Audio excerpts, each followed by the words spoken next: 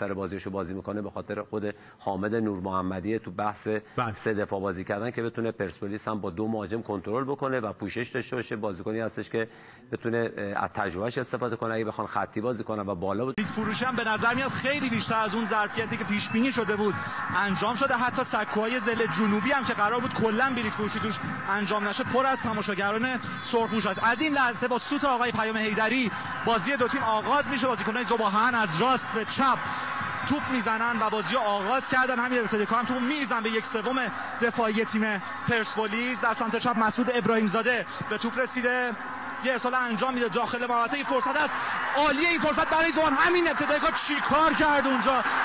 امیری شجاعی اومد حرکت کنه اما امیری در عرض کار کرد. سرلک پهلوان، خود سرلک، تمیروف داخل محوطه جریمه پای چپ ضربه‌شو میزنه شرزو تمیروف.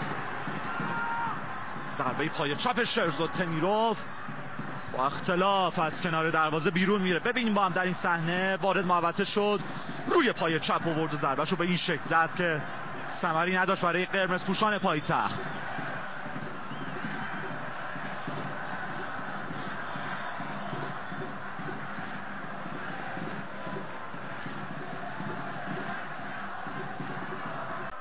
باقر پسند توپ رو از دست داد بازیکن پرسپولیس، این بار با پهلوان.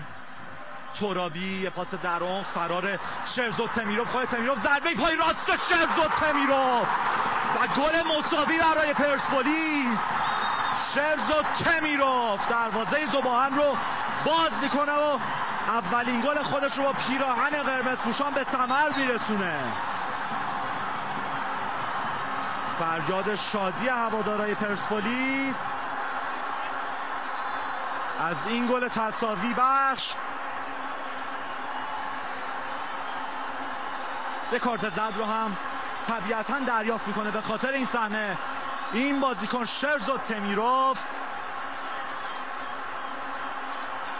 و بازی در دقیقه 56 1-1 مساوی میشه.